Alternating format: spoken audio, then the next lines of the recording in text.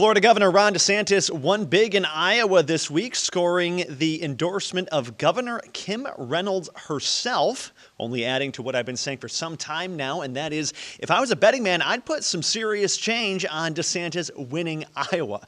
Now, I say that not because I necessarily think he has the advantage, but rather I think there's a decent enough shot, maybe 1 in 4, 1 in 5, a shot that he'll actually win the state, and if he won, I'd be a pretty rich man because of those odds. Because look, the guy is actually putting in the work in this thing. He's touring every single county in the state. He's wooing the right people, i.e. Governor Kim Reynolds, as we just saw there. And he's not taking anything for granted because, honestly, he can't. Donald Trump's lead in the poll is so massive, so ginormous, that Ron DeSantis has to do the dirty work of actually campaigning.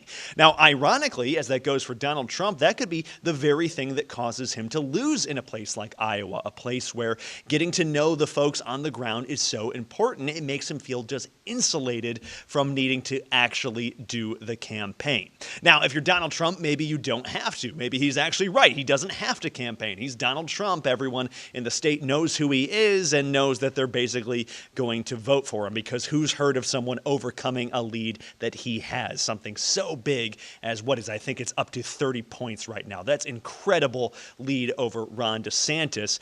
But if he's wrong, boy, oh boy, does this have the chance to bite Donald Trump down the line. This could create somewhat of a domino effect, and I'll explain what I mean. Because right now, Donald Trump has the Thanos effect going on, right? The I'm inevitable. And I think that that's being reflected in the polls somewhat, not just because he has such high name ID and that people want to vote for him, but they kind of feel like they have to vote for him in some way because they think he's the only game in town. But what happens on the off chance that Ron DeSantis wins Iowa? Well, then all of a sudden, Donald Trump, you're not so inevitable, and that gets people thinking in other states, maybe you're not in my state either.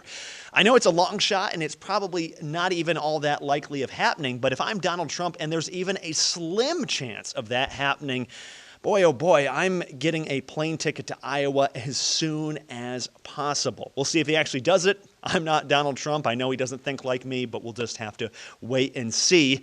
Until next time, I'm Samuel Case, and this is Case in Point.